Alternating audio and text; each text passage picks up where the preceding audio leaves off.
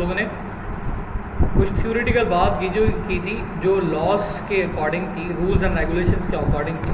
उसको हम लोगों ने कहा था लॉ ऑफ डिज़ाइन। और लॉ ऑफ डिज़ाइन में जो पहला लॉ था वो आपका था लॉ ऑफ बैलेंस। और उस लॉ ऑफ बैलेंस के अंदर हम लोगों ने रीड आउट किया था रूल ऑफ थर्ड्स को। रूल ऑफ थर्ड्स को तो उसी के अंदर हम लोगों ने डिस्कस किया था according to the logo balancing. तो हम लोगों ने कहा था गोल्डन रेशो और golden mean, right. Law of balance के बाद बारी आती है लॉ ऑफ एम्फेसाइज। उसके ऊपर भी हम लोगों ने थोड़ा सा डिस्कस किया था। Law of emphasize basically purely marketing purpose के लिए इस्तेमाल होता है। हमें कौन सी चीज़ पहले दिखानी है, बेचनी है, कौन सी सेकंड प्रायोरिटी पे रखनी है, कौन सी थर्ड प्रायोरिटी पे रखनी है, फोर्थ प्रायोरिटी पे रखनी है। इसमें मैंने आपको डिटेल बताई थी। अगर कोई भी प्रोडक्ट हमारे लिए नहीं होती है, ठीक है, तो हमें उस वक्त प्रोडक्ट को दिखाना ज़रूरी होता है। प्रोडक्ट हमारी कंपलसरी होती है, तो प्रोडक्ट के ऊपर हम ज़्यादा एम्फेसाइज करते हैं, कंसंट्रेशन देते हैं प्रोडक्ट को लेकर, ठीक है।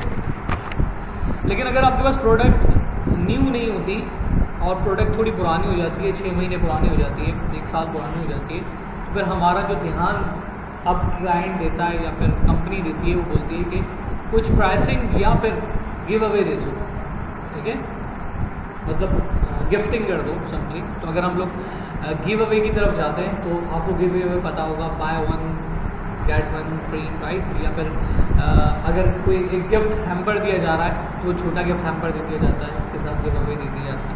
या दूसरा कंसल्टेशन आ रहा होता है आपके प्राइसिंग के ऊपर। वो कहते हैं कि भाई 10% ऑफ सेल पर लगाए थे, या फिर कोई चीज़ 20,000 की थी तो कहा कि 18,000 रुपये की हो जाएगी, 15,000 रुपये की लिमिटेड ऑफर के साथ। तो ये हमारा टारगेट ऑफ ऑडियंस होता है लोगों को अट्रैक्ट करने के लिए। इसमें मैंने आपको एग्जांपल भी दी थी कि जब हम किसी को इंगेज करना चाहते हैं तो उसको ऑफ़र के थ्रू इंगेज कर सकते हैं, राइट। ये बहुत हमारे पास आसान सा एक वे होता है इंगेज करने के लिए। और वो जो इंगेजमेंट्स आपके पास आ रही होती हैं वो सारी प्योर ऑडियंस आपके पास आ रहा होता है, बिल्कुल प्योर, थ्रस्टी जिसको हम लोग कहते हैं हमारे वर्ड में, thirsty person.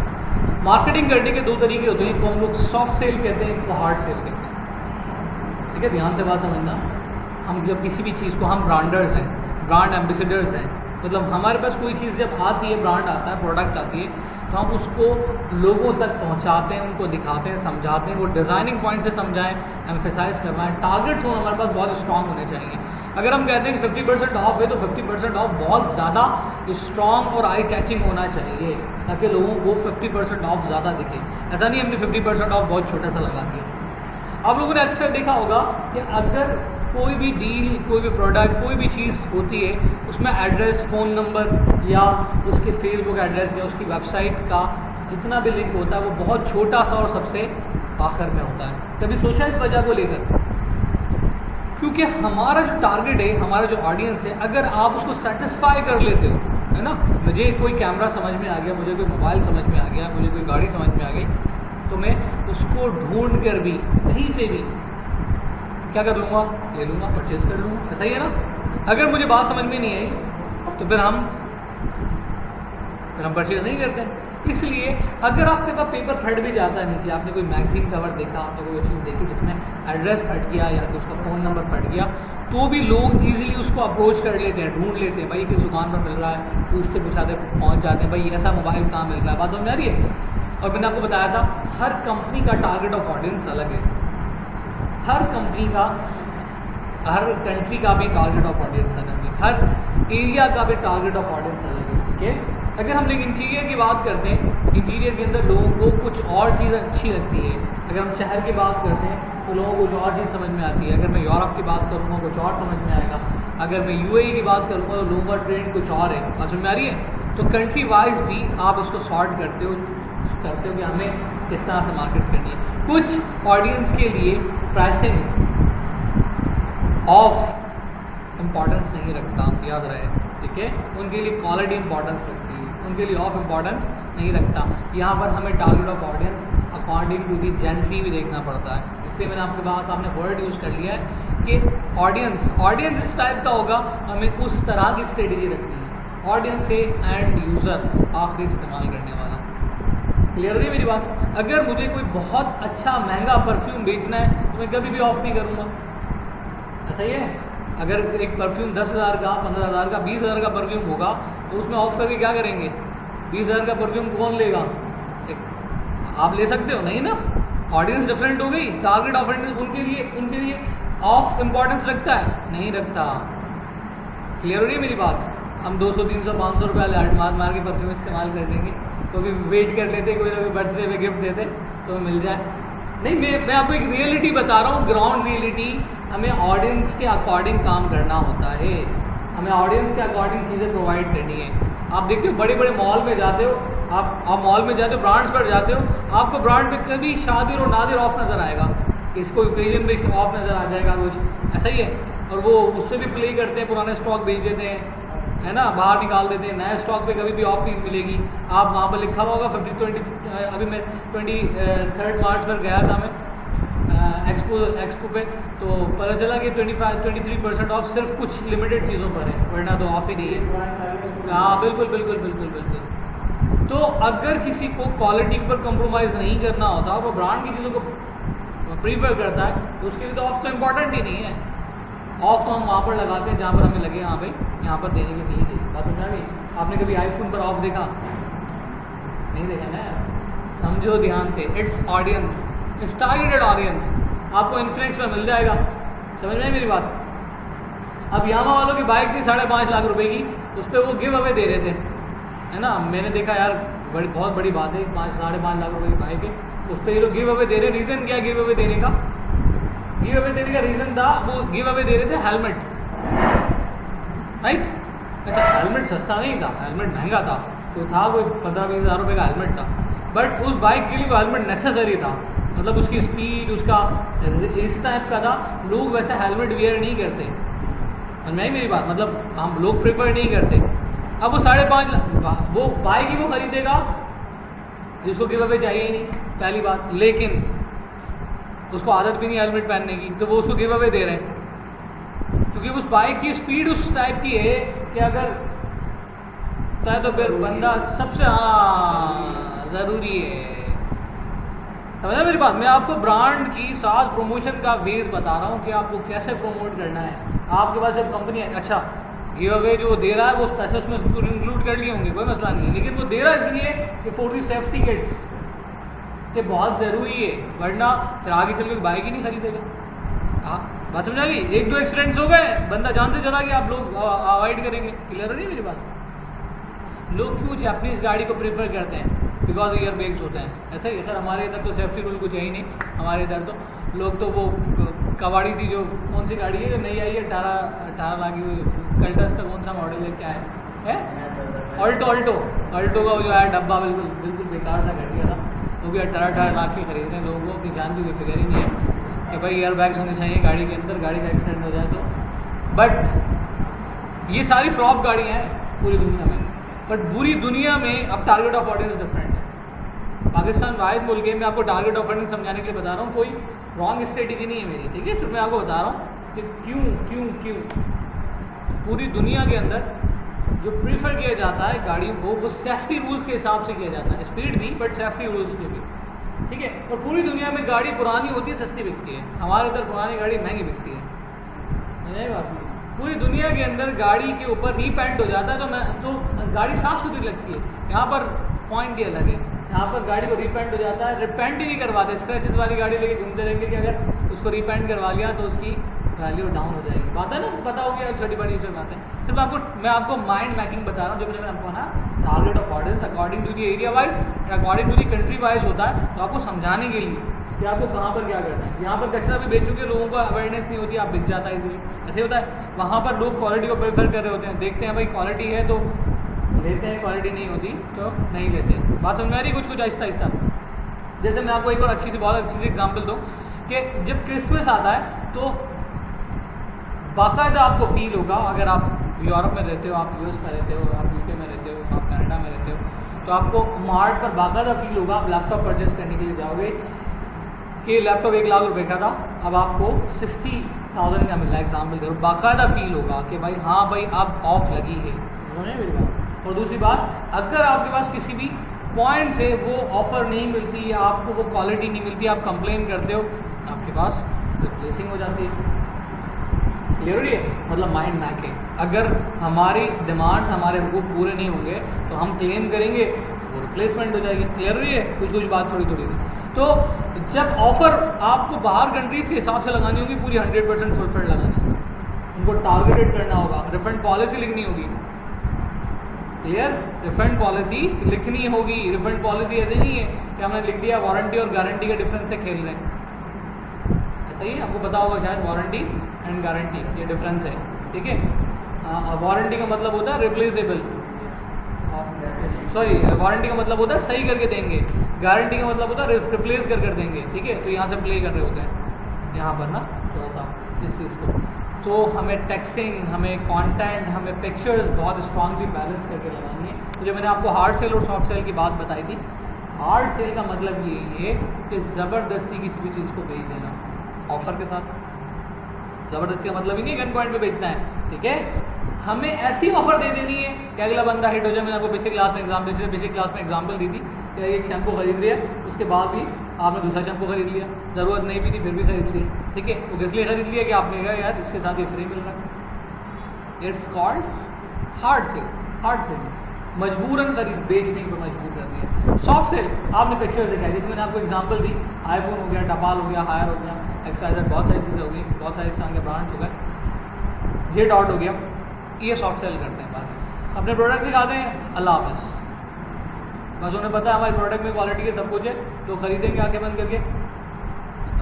It's called soft sell. सिर्फ प्रोडक्ट दिखाते हैं, टीजर चलाते हैं, याद दहानी करवाते हैं, हम अवेलेबल हैं, मौजूद हैं, एग्जिस्ट करते हैं, ताकि इसीलिए ताकि कोई और लोकल चीज़ किसी को बेच ना दे। मैं आपको कंप्लीट डिटेल एग्जांपल दे देंगे, दे दी ना कि हम जब मार्केट में जा रहे हैं तो पता चला सेलमैन कोई आपको दूसरी चीज़ ना बेचते, इसलिए आपको नाम याद हो कंपनी का बार बार बार बार बार बार।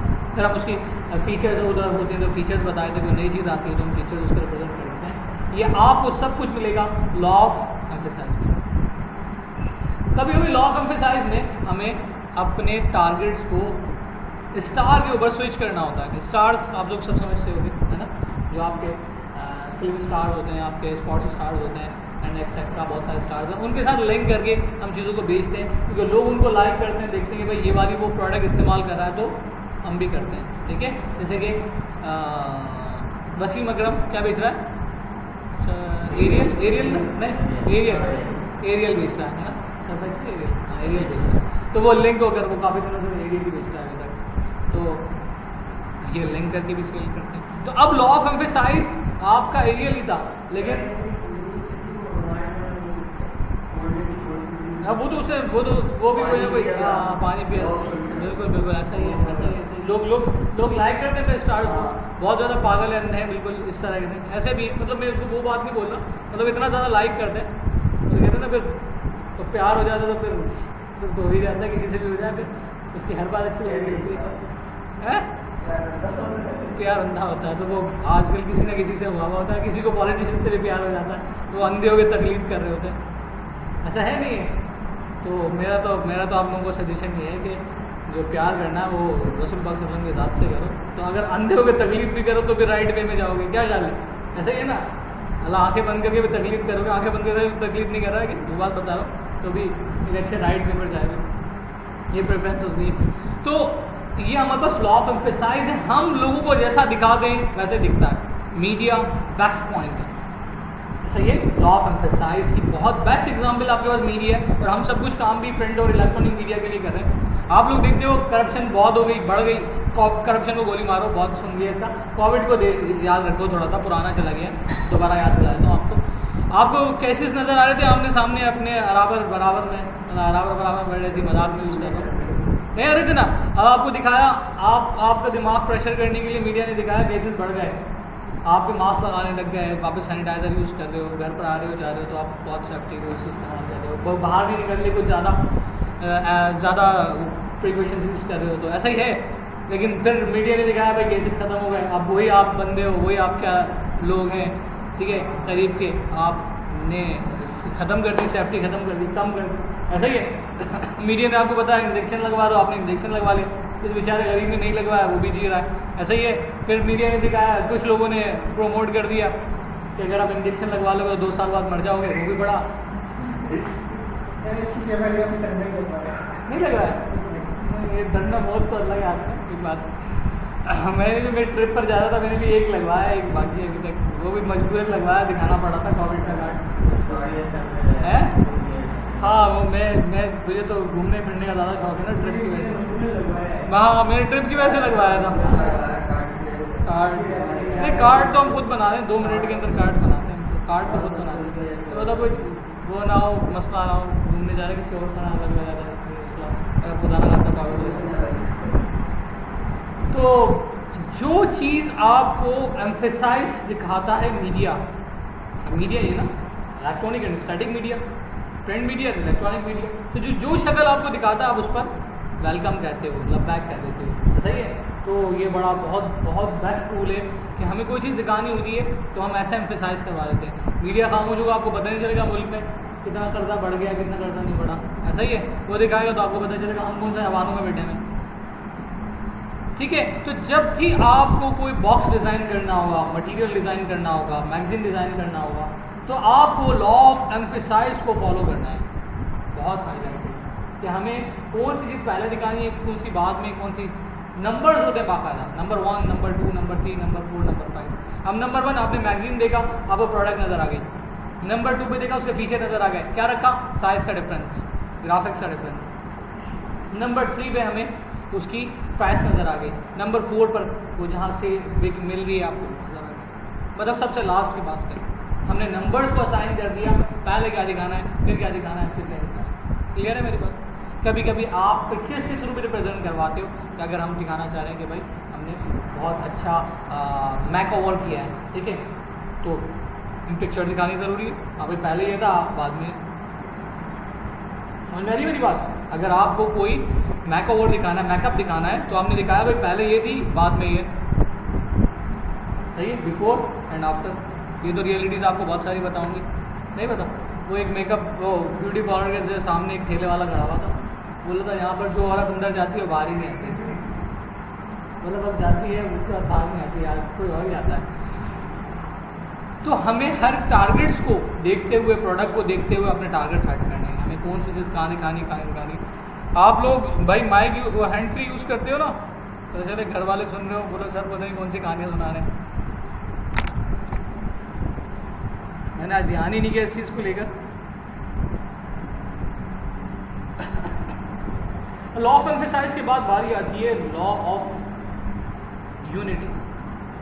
जितनी भी कंपेन हमारे पास बनेगी, डिज़ाइन होगी, उसका डिज़ाइन कंसिस्टेंट होना चाहिए। आपके letterhead, visiting card, envelope, कम से कम स्टेशनरी मटेरियल, सीडी, ब्रोशर, इनकी कंपेन एक जैसी होनी चाहिए। तो ये है लॉ ऑफ यूनिटी। दाज में ख्याल रखना है। आप यूफन की फ्रेंचाइज जाते हो, आपको सारी कंपेन एक जैसी मिलती है। ऑरेंज थीम मिल रही होती है सब जगह, ऑरेंज वाइट। आप जॉन की फ्रेंचाइज चले जाओ, आपको पूरी कंपनी एक जैसी मिलती है। आपके पास स्टैंडी लगी है, वो भी ग्रीन वाइट, सही है, उसकी झंडियाँ लगी हुई जिसको हम लोग बंटिंग्स कहते हैं, वो भी ठीक है। हम विजिटिंग कार्ड उठाते हैं, उनका ब्रोशर उठाते हैं, कुछ भी, सब आपको थीम सिमिलर मिलती है। It's called law of unity.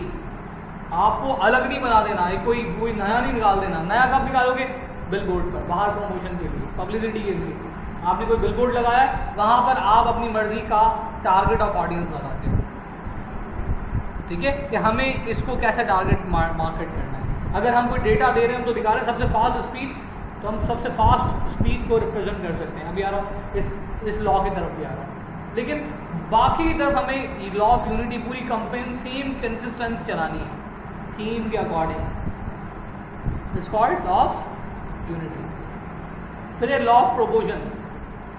अब आगे हमें मार्केटिंग पर्पस के दूसरे रुख की तरफ, प्रोपोर्शन है निकला है पर्सपेक्टिव से।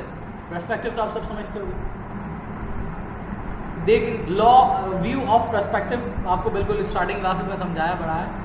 देखने का नज़रिया, पर्सपेक्टिव का मतलब होता है नज़रिया। व्यू ऑफ पर्सपेक्टिव देखने का नज़रिया होगा, आपके पास आ जाता है कि हमें कौन सी चीज़ कैसे देखनी है, ठीक है। हम देखते हैं, मैंने आपको उसमें समझाया था, हमने रोड देखा, स्टार्टिंग बड़ा नज़र आया, ऐसा छोटा होता चला गया। तो क्या वाकई में छोटा हुआ? नहीं। ये आपके पास क्या आ गया? प्रोपोर्शन। ठीक है, तो हम बात करें लॉ ऑफ प्रोपोर्शन की। वो नजर छोटा आ रहा है नहीं, गॉट इट, लेकिन आपको वैसा दिखाना है। अगर मैं स्टेटिक पिक्चर में दिखाना चाह रहा हूं कि बिल्डिंग नीचे से बड़ी है ऊपर से छोटी होती जा रही है, तो स्टेटिक पिक्चर में छोटी करना पड़ेगी ना, जब भी तो नजर आएगा कि वो ऊपर चली गई। हमें दिखाने बर्ड्स कुछ पास हैं कुछ दूर है, तो हमें स्टेटिक पिक्चर में तो बड़े और छोटे करके दिखाना पड़ेंगे ना बाय सेल्फ। ये है लॉ ऑफ प्रोपोर्शन कि दुनिया में जो चीज़ जैसी मौजूद है वैसी बनानी है। अब वो बर्ड छोटे हुए नहीं, लेकिन दिख रहे हैं इसलिए बनाने। कुर्सी इंसान से छोटी है, छोटी बनानी है। माउस और छोटा है, और छोटा बनाना है। पेंसिल इससे भी छोटी और छोटी बनानी है। Got it? It's called law of proportion. लेकिन हमारे डिजाइनिंग सेंस में in the advertisement area inverse of proportion की ज्यादा डिमांड है। I repeat, law of proportion समझ में आ गया? रिपीट कर देता हूं अपनी बात। जो चीज़ दुनिया में जैसी है वैसी बनानी है, साइज के अकॉर्डिंग, शेप के अकॉर्डिंग, दिखने के अकॉर्डिंग। अगर देख रहे हैं कि रोड बड़ा छोटा हो गया तो बड़ा छोटा ही बनाना है। क्लियर? ये है लॉ ऑफ प्रोपोर्शन। लेकिन एडवर्टाइजमेंट पॉइंट ऑफ व्यू से इनवर्स ऑफ प्रोपोर्शन की ज़्यादा डिमांड है। इनवर्स का मतलब उलट, अपोजिट। सही है? आप लोगों ने बहुत सारे एग्जाम्पल सुनी होंगी, देखी होंगी। थोड़ी सी आइडिया दो अगर मेरी बात समझ में आ रही है तो। उलट, जो चीज़ दुनिया में जैसी है वैसी नहीं बना रहे, उलट। For the advertisement rule, that's all. For the messaging rule, उसके लिए सोचो। बहुत सारे देखे हैं, इसलिए क्वेश्चन पूछ रहा हूँ। बहुत सारे देखे।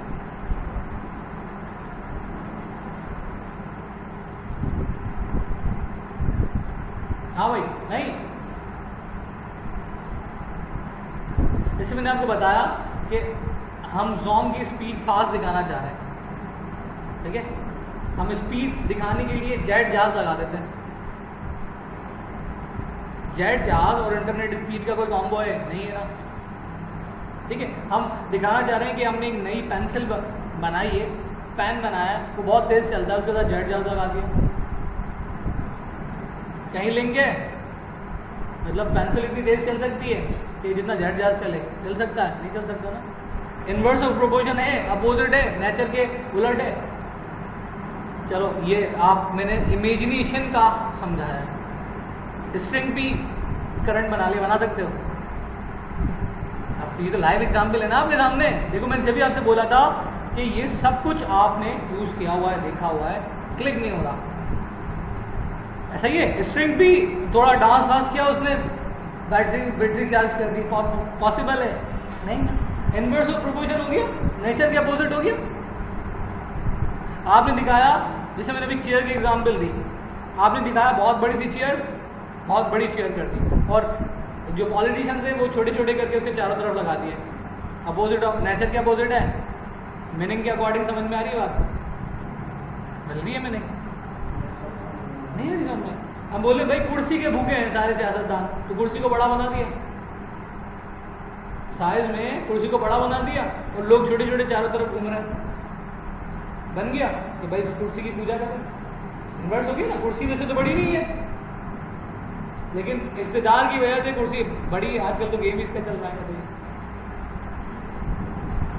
क्लियर हुई है? और बहुत अच्छी एग्जाम्पल है, आपने देखा होगा हैंड, हाथ पर ग्लोब, दुनिया का जो बॉल है, दुनिया की जो बॉल है वो हाथ में दिखाते हैं। पॉसिबल है? नहीं। इनवर्स ऑफ प्रोपोर्शन हो गया, अपोजिट ऑफ द प्रोपोर्शन हो गया, नेचर के खिलाफ हो गया, लेकिन मीनिंग के अकॉर्डिंग दिखा रहे कि हाँ भाई हमने इतनी मेहनत कर ली कि दुनिया हमारे हाथ में है। समझ में आ रही है? तो हम मैसेजेस देने के लिए, एडवर्टाइजमेंट शो करवाने के लिए, समझाने के लिए कोई भी चीज़ इनवर्स ऑफ प्रोपोर्शन जाते हैं, इसके ज़्यादा वर्थ है, ज़्यादा इंपॉर्टेंस है। आपको भी क्लिक हो रहा होगा, है ना? तो लोगों को इजीली मैसेज कन्वे हो जाता है, लोग इजीली देख लेते हैं। यू फोन के ऐड के अंदर गधे को गद्दा बोल रहे हैं, है ना, गद्दे को गधा बोल रहे, सही, मुझे प्रॉपर याद नहीं है, इतना भी आवाज़ ख़राब नहीं होती कि वो बिल्कुल अपोजिट हो जाए, लेकिन फनी करने के लिए, इन्वर्स करने के लिए, लोगों को समझाने के लिए, दिखाने के लिए आउट ऑफ द बॉक्स चले जाते हैं। समझ में आई? इट्स यूर थिंकिंग कि हम जब एडवर्टाइजमेंट पेश कर रहे हैं तो कैसा पेश करते हैं। सही है, देखा होगा आप लोगों ने, तो फेयर एंड लवली लगा है 7 दिनों में, सही है, अब लगाते रहोगा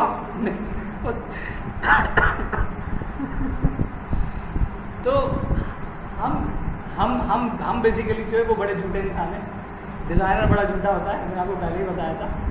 डिज़ाइनर जो शक्ल जिसको जैसे दिखाता है वो बेसिकली मीडिया वही वाला सिस्टम है, वही सब कुछ आपको नज़र आ जाता है, ठीक है। तो पिक्चर्स भी हो जाएँ, क्वालिटी भी हो जाए, आप पिज़्ज़ा को देखते हो तो पिज़्ज़ा के अंदर आपको बहुत सारी टॉपिंग नज़र आती है, ख़रीदने के लिए जाते हो तो इतनी टॉपिंग ही नहीं होती, डिसाइडेड हो जाते हो। बॉटल नज़र आती है 500 ml होती है, पर दिखा रहे होते हैं इतनी बड़ी बॉटल इसके साथ मिलती है, जब वो आप खरीदते हो तो कितनी सी पकड़ा होता है, बोलता है ये कौन सा बना के भाई, ठीक है। तो ये सारे डिज़ाइनर रूल्स हैं, और मैंने आपको बता दिया कि हम सबसे ज़्यादा लोगों को पागल बनाते हैं, ठीक है। डिज़ाइनर सबसे ज़्यादा पागल बनाता है, ऐसे ही, ठीक है। अब शादी पे ध्यान से करना, वो भी डिज़ाइनर से होते हैं, पागल बनाया है तुम लोगों ने, मुँह फिर मसला हो जाएगा। अच्छा, ये आपके पास 4 लॉज में पढ़ा है, law of balance, law of emphasize, law of unity, law of proportion. अब आपके पास है लास्ट लॉ, बहुत आसान सी बात है, इसको हम लोग कहते भी simplicity, law of simplicity. Law of simplicity में आपको जो भी डिज़ाइन बनाना होगा, कोई भी काम करना होगा, उसमें कोशिश करनी है कि भर ना दें, कंजेस्टेड ना कर दें, इतना ना भर दें डिज़ाइन को, इतनी ज़्यादा एलिमेंट्स ऐड ना कर दें, इतने सारे कलर्स ना डाल दें कि देखने के लिए प्रॉब्लम होने लग जाए। बात समझ आ रही है? तो हमें लॉ ऑफ सिंप्लिसिटी को बहुत ज़्यादा अच्छे से फोकस करना पड़ता है कि जो चीज़ें बन रही, जो मटेरियल बन रहा है, बहुत बल्क में ना हो, बहुत कंटेंट ना हो। और फेसबुक का रूल है, अगर हम फेसबुक पर एडवर्टाइजमेंट, यूट्यूब पर एडवर्टाइजमेंट करने के लिए जाते हैं तो लेस टेक्स्ट होता है, 25% तक टेक्स्ट होगा, 75% तक पिक्टोरियल फॉर्मेट यूज़ करना है समझाने के लिए बस। अगर आपके पास 25% से ज़्यादा टेक्स्ट होगा तो फेसबुक या कोई भी एडवर्टाइजमेंट कंपेन उसको वेलकम नहीं करती। समझ में आई बात? नहीं समझ में आ रही बात? आप बोलते हो भाई मुझे एडवर्टाइजमेंट करनी है 2000 रुपये की, आपने बजट सेट कर दिया, ठीक है। अब आपने जो ऐड बनाया उसमें टेक्स्ट ज़्यादा था, पिक्चर कम थी, तो फेसबुक उसको प्रोमोट नहीं करेगा ज़्यादा। 2000 रुपये में वो 500 लोगों को चीज़ें दिखाएगा। लेकिन अगर आपने रूल के हिसाब से बनाया, टेक्स्ट कम पिक्चर ज़्यादा, तो वो 2000 रुपये में हो सकता है 4000 लोगों को भी दिखा दे। क्लियर नहीं मेरी बात? तो ये रूल्स हैं कि टेक्स्ट कम, पिक्टोरियल फॉर्मेट पे ज़्यादा समझाओ ऐड को। आप लोग जब कभी कोई जूसर ब्लेंडर खरीद के लेकर आते हो तो उसमें टेक्स्ट तो लिखा हुआ होता है, पिक्चर्स लगी हुई होती है ना। पिक्चर होती इसलिए है जिसको पढ़ना ना आए उसको बात समझ में आए। इसको ऐसे फिट करो, एरो बना होता है, ऐसे घुमा दो, फिट हो गया। होता है बुकलेट होती है उसके साथ, उस पर स्नैप्स बनी होती है, पिक्चर्स बनी होती हैं। इसलिए जो भी पूरी दुनिया का रूल एंड रेगुलेशन होता है वो अगर लैंग्वेज बैरियर आ जाता है, आपने कोई चीज़ खरीद ली सऊदीया से, उसमें इंग्लिश मौजूद ही नहीं, अरबिक मौजूद है, एग्जाम्पल, वैसे इंग्लिश कंपलसरी होती है लेकिन उसमें अरबिक मौजूद है, कोई सी चीज़ आपके पास है, आप कैसे फिक्स करोगे? तो हमेशा पिक्टोरियल फॉर्मेट मौजूद होता है ताकि आप उसको बैलेंस कर सकें, लगा सकें। तो ये आपके पास लॉज हैं, सारे के सारे 5 लॉज मैंने आपको समझाए। इसमें हम लोग डिज़ाइन को बैलेंस करके काम करते हैं, डिज़ाइन को देख कर के हमें पहली चीज़ प्रायोरिटी पर क्या दिखानी है, एम्फसाइज पॉइंट से, फिर हम यूनिटी के हिसाब से पूरी कंपेन को वैसे चलाते हैं डिज़ाइन फॉर्मेट पर, फिर हम यूज़ करते हैं कोई भी टेक्निक्स ताकि यूज़र इंगेज रहे, ठीक है, जिसको मैंने कहा law of proportion and inverse of the proportion पर काम करते हैं। एंड फिर लास्ट वन हम सिंप्लिसिटी पर काम करते हैं, भर ना दें, कचरा ना डाल दें, इतना सारा कंटेंट ना हो जाए कि ह्यूमन आई जो है आपकी डिस्टर्ब हो जाए कि मैं पहले क्या देखूँ, बाद में क्या देखूँ, फिर बाद में क्या देखूँ, क्या देखूँ। ये आज आम डिस्टर्ब हो जाए अगर आप बहुत सारा काम करते हैं। कोई चीज़ तो यहाँ तक समझ में नहीं आई हो पूछो कुछ पढ़ने के लिए देता हूँ चीज़ों को, यहाँ तक जब तक कुछ भी है वो